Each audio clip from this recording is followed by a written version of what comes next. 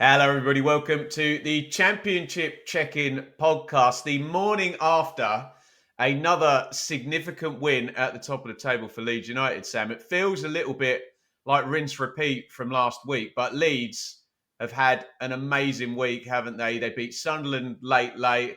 It was a comeback victory to beat Sheffield United at Sheffield United last night. And Sam, we'll go into the reasons why. There's going to be a lot of people sat here today going, right, that's done. Leeds are there. They got 75 points. They're 7 clear of third with 12 to play. And I don't know. Do we now move the conversation to 100 points rather than the title? Good morning, mate. What a week for Leeds. Yeah, what a week! Thoroughly enjoyed it. Different type of game to the Sunderland one. I think definitely two teams going to win the game. It wasn't conservative at any stage. I don't think. Maybe when it went to 1-1, you felt maybe that would do for both, and I thought that was my feeling going into the game. I think a point wasn't the worst outcome for either. So I was a little bit taken aback by the way that Leeds finished. And yeah, the strength in the squad, I think, really evident again. I thought Rothwell was great. I thought Gruev didn't have his best game, albeit he made a really telling intervention on the line when Meslier had one of a few hairy moments. But I thought Rothwell again was really good, and it's just that aggression really that Leeds have when they try and get back in games, the amount of bodies they threw forward, and two vital moments where Sheffield United switched off. I think Brereton Diaz for the equaliser, and then I think it was Hamer who was picking up Tanaka. Tanaka just leaves him, doesn't he? Yeah. Yeah, Poor, for that yeah. one as well. So just two vital moments, but you couldn't say that after an opening half an hour. I think it was an opening 26 minutes. Sorry, where Leeds hadn't had an attempt on Sheffield United's goal. 20 minutes until they had a touch in Sheffield United's box. After 25 minutes, half an hour, Leeds were the team in control of the ball, the team making the better chances, and ultimately, I think the team deserved of the 3 points. But my goodness me, Sheffield United started fast, and had they got a second goal, we could have been in for something incredibly thrilling. But I thought from that moment on, really, Leeds the better side. I totally agree with you, Sam. I feel that watching Leeds under Farker and Norwich, really, that the first thing they're going to do is they're going to start getting the possession. You're going to see their centre backs having it and the centre midfielders. Then they're going to start getting the territory, and then the chances are going to come, and then probably the goals are going to come, and that's kind of how it's proved in these couple of games. I totally agree. I thought Sheffield United were really good for 25 minutes. Have you ever been sent out with the specific instruction? Go and barge the keeper on every corner. Go and rough him up because we think he'll give him a goal. It felt like they really targeted Meslier well, didn't they, in the first 25? 100%. It's a big part of the pre-match spiel. Often, if you think there's a bit of a deficiency in terms of the strength of the opposition goalkeeper, it gets earmarked, yeah, and you come up with ways to distract him. So, yeah, I thought there was a little bit of contact on him for one of the mistakes. I think Yeah, Sousa one was lent a foul. into He's him. leaning on him. Yeah, that should have been a Yeah, foul. Sousa lent in on him, and he makes an incredible save from Callum O'Hare's header. I suppose it's just happening so quick. It strikes the post from Campbell's header as well. It is another mistake, and he was found wanting on a couple of occasions. But I don't think he's as wretched as some people make out. There's a lot of talent there as well. So I think you have to be balanced given some of the pressure that he was put under last night. I thought Dan James was really interesting. I don't know if you caught his interview afterwards. He just felt they were, or said that it was a tactical tweak from Daniel Farker midpoint of the first half. Really, a little bit too aggressive, maybe in their pressing. He was instructed to go and close down one of the centre halves when they were playing out, and I thought Sheffield United were getting loads of joy playing through Leeds, so they actually dropped in a little bit and just sat in a 4-4-2 shape. Aronson and Pirou would have been the two to obviously go and hunt from the front, and Yeah, Dan James and just sat a little they were bit. kind of sacrificed on the ball, Sam, those two, didn't they? The Pirou didn't really get into the game until it opened up, did he, when he got moved back into the 10? Sorry, continue. No, it's just the little intricacies, isn't it, of the approach in these big games, and it was quite interesting and quite telling hearing Dan James talk about that. You know how much of the game plan is based around what you do without the ball in the opposition's defensive third. So, yeah, I thought that was interesting, and Andy Hinchcliffe had a couple of good lines late on. 17 goals in the last 10 minutes, Leeds. I mean, that Brilliant. is incredible. Plymouth the next most with 12. So, there is a disparity there now, but Plymouth were doing pretty well in terms of snatching points late on, Hmm. maybe until last night. But that is incredible powers of recovery. The other point I wanted to make, Piru, someone who I think other than, I wrote it down, yeah, other than Raksaki, he had the fewest touches of any player to play over an hour last night. So he's not really involved. And then he just burst into life the last 10, Piru. And he had that one shot Opened on up his in left. that space, didn't it? Yeah. Yeah, he had that one on the left-hand side of the 18-yard box, which he would have been disappointed because he's, what's the old phrase? Foot like a traction engine.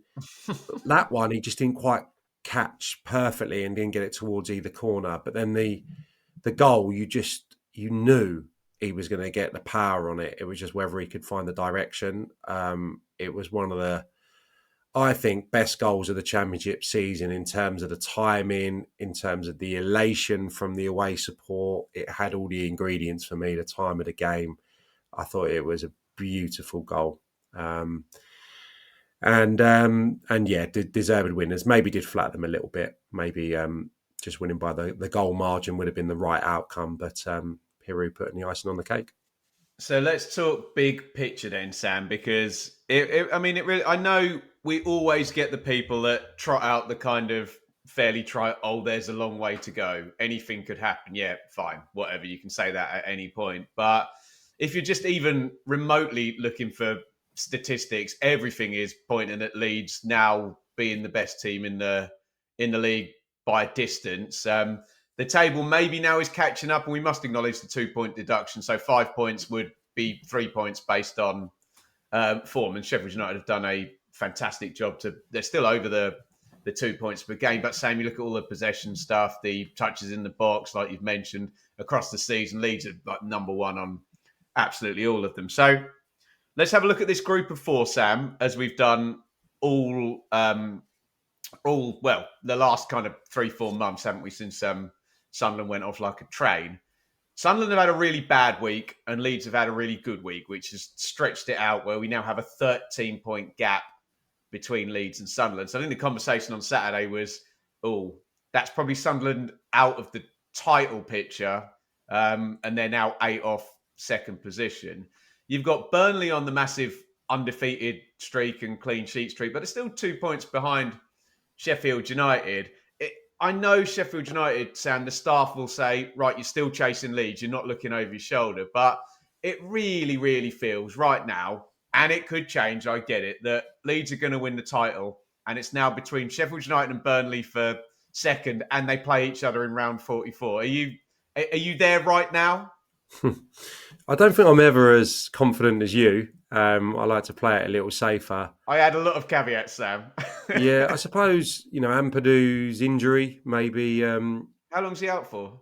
Not sure, but he was moving all right during the celebrations last night, wasn't he? But Yeah. I'm just trying to think of, factors that could disrupt to a degree Leeds' march. Quickly, Sam, so sorry to interrupt. We were just talking before we hit go. They've played the entire top six, Sam. Hmm. Leeds don't have to face any of the current top six between now and the end of the season either. Yeah, I think the next few games will After be West telling. Brom. Yeah, no, I think the next few games will be telling, because you got West Brom. I think I said this last week, Pompey, Millwall, QPR, before it becomes, in my eyes, a little bit more comfortable, just because of the upturn in form from all those sides. Really, well, certainly Pompey and Millwall, QPR, a little bit hit and miss. West Brom, uh, kind of trying to find that consistency as well. But I do think the Pompey game in particular is a real tough game for Leeds. But yeah, there doesn't seem to be too much disruption there. Within the squad, everyone seems to be fit. Ampadu apart, and they've got themselves a nice cushion. So Yes, I'm not probably as strong as you, but I probably think it's Burnley and Sheffield United fighting out for that second position now. Get involved in the comments. It could, of course, all change, but we're just saying it as we see it right now. And yeah, it's just massive, massive momentum with Leeds after this past week, and Sunderland kind of drifted off it with back-to-back defeats. There's a bit more on that stuff in my hot takes video on Sunday. I want to move Sam onto the playoff race, and we're just going to focus purely on Coventry because it's quite difficult with this playoff race with masses of teams in it. I actually want to put forward the question: not only are Coventry the best bet, to get in fifth or sixth, are they actually the best bet to do some damage against third or fourth in the playoffs as well? Because I'm sitting here very boringly saying that, well, I don't really care who gets in fifth and sixth. It's going to be a massive struggle to beat Burnley or Sunderland. But Coventry, 7 wins in 8, Sam. They are on fire, and the next 3 games look nice as well. Yeah, I think it's very difficult to, shout out another side that are in that kind of group of teams and be confident about them doing it outside of Coventry. 7 wins in 8 games. The addition of Grimes, I think we're in a world now where people want to scrutinise and criticise at the drop of a hat, but I've seen a lot of positive comments about him in the last 48 hours and probably allowing Ridoni to excel as he is. I think Eccles was the other one of the midfield 3 the other day. That could quite easily become Sheaf, maybe for Eccles. He came off the bench in this last game, yeah. Yeah, and that to me feels like a really powerful midfield 3 with great balance. I love the look of the front 3 the other day. Mason Clark, Sakamoto, Sims, who, despite not getting a goal he should have got, looks revitalised under Frank Lampard. Thomas at the back, getting rave reviews as well. Your man Hadji Wright's far off either. I think I'm right about that, which, I mean, man, that's a hell of a player to add in a playoff chase, isn't it? Yeah, and you would have come into the season saying that Hadji Wright and Ben Sheaf are probably their 2 most important players. That's probably changed now, but with those 2 coming back, it's looking really good for them during this run. The 8 games, 4 clean sheets as well. So defensively, I've looked at quite a few of the goals this morning. There's quite a few individual mistakes still in there. So I think that's maybe a positive in the regard that the collective is pretty strong. I think whether it's a back 4 as it was the other day or a back 3 previously. So, yeah, they are the team absolutely in form. They're the team that you're going to pick out. Who else is in that pack? I mean, I think Bristol City have done brilliantly to recover from that defeat against Swansea. I think we'll learn a lot about them at Millwall at the weekend. They don't do well away from home, Sam, Bristol City, do they? No, they've had 2 recent points, haven't they? But no, you're right. The contrast in keeping with a lot of the teams is huge, home and away. Millwall, you have to say, are one of the teams in form, just that 1 defeat in 8. You going down that far? Is there not too much traffic when it comes to Millwall, Sam? Yeah, quite possibly. I'm just looking in that group of teams that have still got mathematical opportunity of getting in there. Norwich, 1 defeat in 6 as well. What I will say about Millwall, they play 5 of the top 6 away from home. Oh, so, that's pretty bad. Norwich, Coventry, play 4 of the top 5, but 3 of those are at Coventry. So theirs is a lot kinder. They're running in comparison to some of the other teams. So yeah, they've got a great opportunity, and I think Leeds, with their victory last night, they're the only team in the Championship that have taken more points in this year since the start of 2025. So it's been a phenomenal start from Frank Lampard, almost 2 points a game, I believe, since he took charge. And yeah, you'd be foolish to sit here this morning and you fancy for the playoffs to be anyone other than Coventry outside the top 6 currently. I think you make a real key point about the Coventry clean sheets, because I've been saying the hottest player in the Championship right now is Josh Sargent. And if Sainz starts playing well, I feel Norwich have the star power to get in there. But star power in playoff games, Sam, doesn't often win two-leg semi-finals, does it? It's more about team shape, solidity to go over the 180 minutes. So, I mean, they've got points to make up on West Brom, and we wouldn't be surprised if West Brom had a nice little run of wins, but they also are terrible away from home. So I don't know whether could you end up seeing Norwich and Coventry, and it's probably very disrespectful to West Brom who are It's up there funny now. to be. It's funny to be at this stage of the season and West Brom sitting where they are. I mean, the Blackburn conversation is probably complicated by the change of manager. I think We can't have it until Valerian. we know who it is, Sam. Yeah. Yeah, I think Valerian Ismail is quite hotly tipped, but there's been some very. There was the two victories, but there's been some indifferent results recently. You just feel like they could be the ones to tail off. Yeah, and just funny to be sitting here with all the admiration I've had for West Brom under Carlos Corberán the last few years, and you taught them up getting into any playoff campaign being so threatening. At the moment, they're a little bit of an unknown, Yeah. bizarrely, at this stage of the season, given that they've changed manager and it's quite a different approach to what it has been. So, yeah, I get the Norwich one. I just don't know if Norwich are going to be consistent enough, and that away form, obviously, I think they've lost 8 I games have. away from Carrow Okay. Road. I could be wrong there, but I mean that's pretty alarming for a team that could be in the playoffs and get Well, themselves we know to it's going to be 90 minutes from Wembley.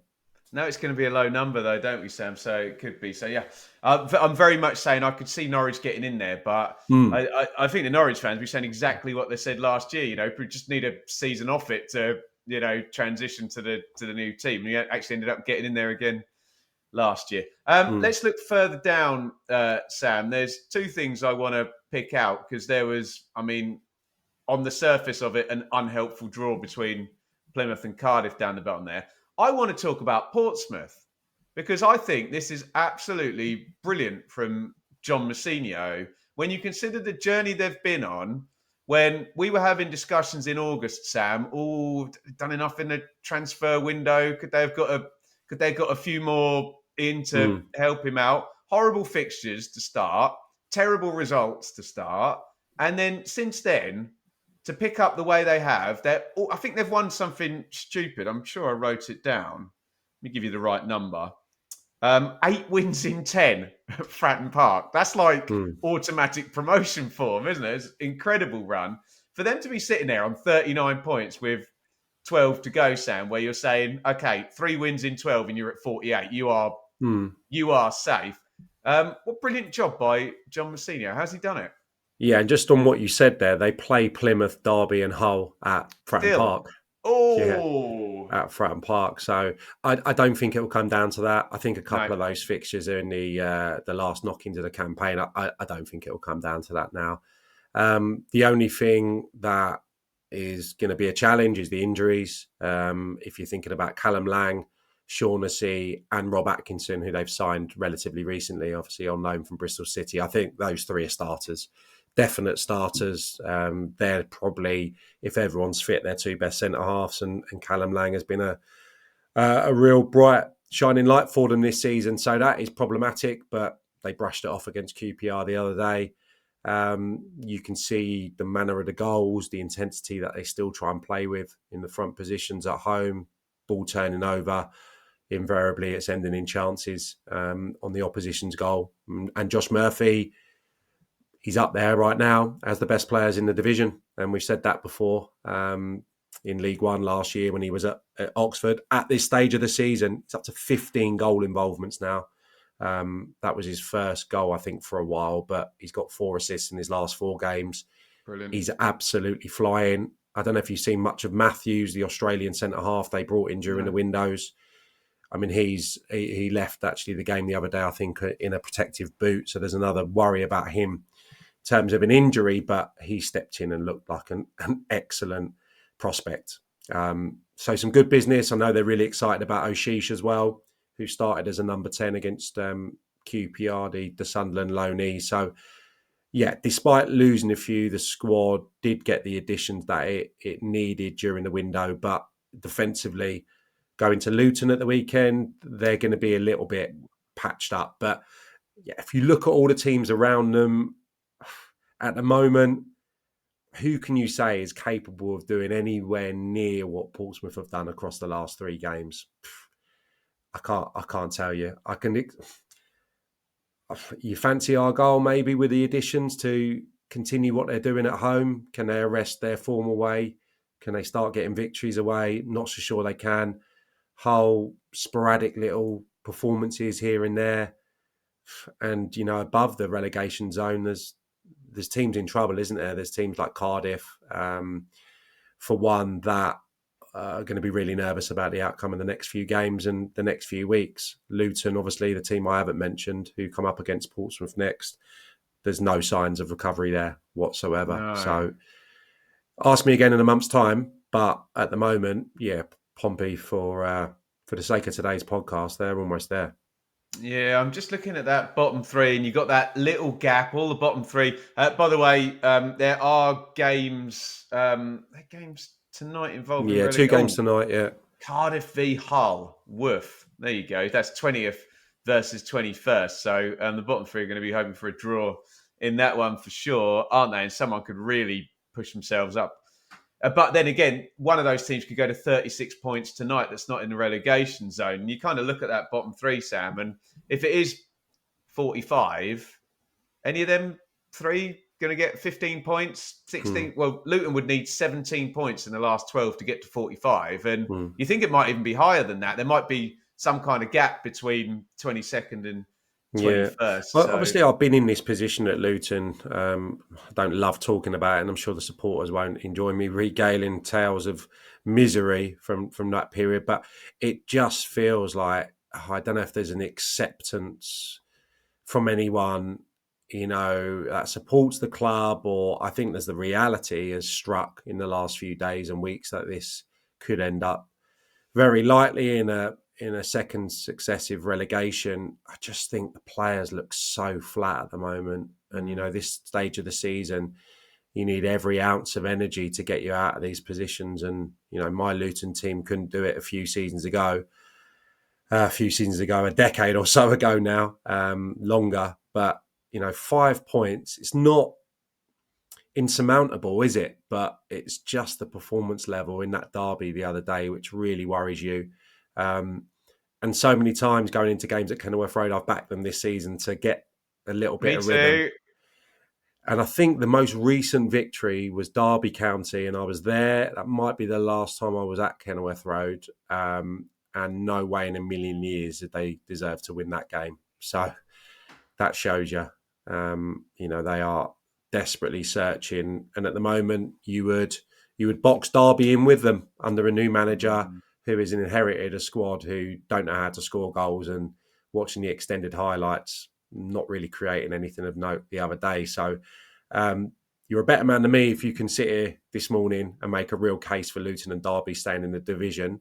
Today, at the moment, looks like very little chance, but obviously that can change with a couple of victories, which they'll be desperate for. Yeah, they need something that looks like that WWW I'm seeing on Portsmouth's last 3 games. Right, guys, that'll do us for the chat. We'll go into the quiz. If you've got anything to say in the comments, get involved on the top 4 race. And Leeds going one way and Sunderland the other at the moment. Coventry and Norwich we like for the playoffs, and the struggle that the current bottom 3 are going to have to get their way out. Let's go to our quiz to finish up with. Play along. This is with our mate Fev's Football Analytics at Fev's Football on Twitter. Sam, would you like to ask me first, or would you like me to ask you? Can you ask me first, please, today? Let's do it. Good evening, Ben, says Fev. Your question for Sam. This week's 6 of the best is name the 6 most fouled players in the Championship. That's really tricky. You can have 5 guesses this week. Jesus. Well, I think one wins it here, doesn't it? Potentially. Let's get the league table up just so I can know. Don't worry. Let me get the league table up and I can. So I'm thinking tricky wingers. There are 3 tricky wingers out of the 6. Let's go straight in with Saints. Is a no for guess number 1. I don't think anyone's got near him to foul him, have they? God, I have not got a clue here. Okay, let's go with Nonto. Is not in there for your second guess. Would you like a clue, Sam? No, just let me keep Okay. firing names at you. Dan James. Is not there. Go on They're then. not. They're not necessarily playing for the teams that you think they're Okay. going to. Um, Forget the automatic promotion challenging teams here, Sam. check for Tadze. Is a good shout, but is a no. You've got one more guess.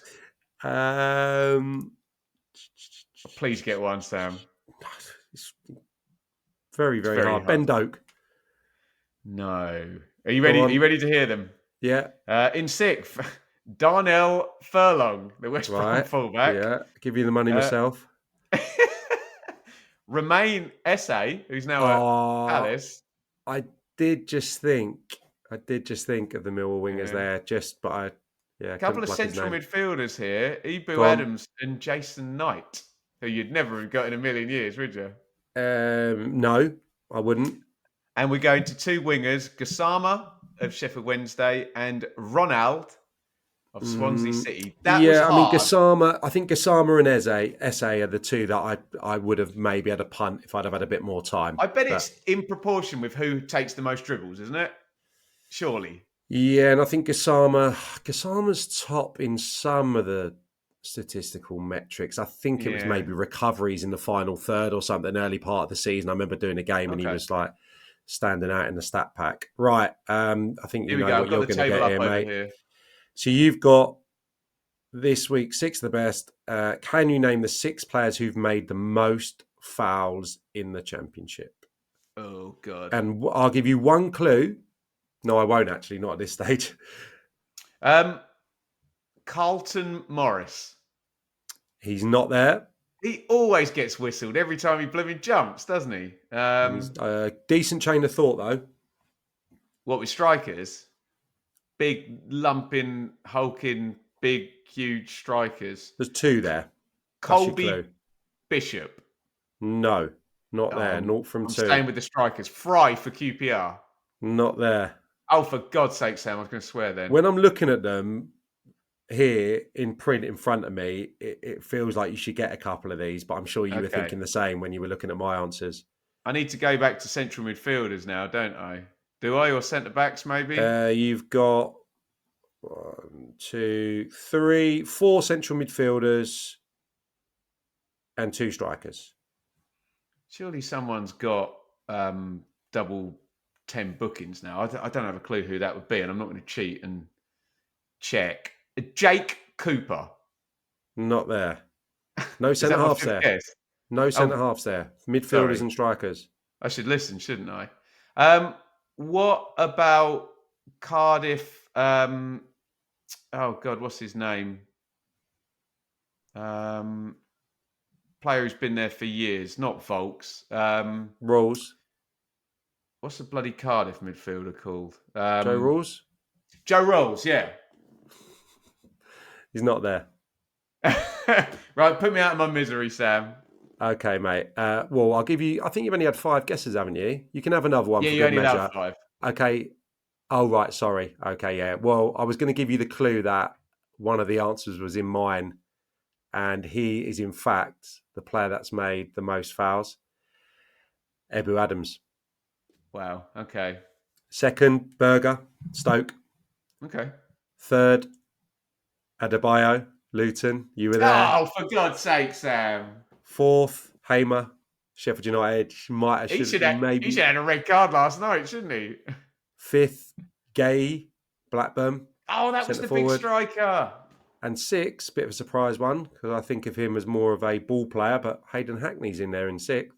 Oh, interesting. There you go. Gets amongst it. The mistake I made, Sam, is I worked up the table with the big strikers, and Blackburn are like 6th, so I didn't get anywhere close to up there. If you did better than Sam and myself in the quiz today, because we stunk the joint out right royally. I definitely would have got Ebu Adams if it was the other way round. I would have nicked that 1-0. Okay. Yeah, I knew he'd committed the most fouls. But Sam, you're professional blooming TV He's pundit, aren't you? he's like number one for so many things. Is he? Ebu Adams, Okay. yeah, because all action in I there. don't do these deep dives that you Yeah. do.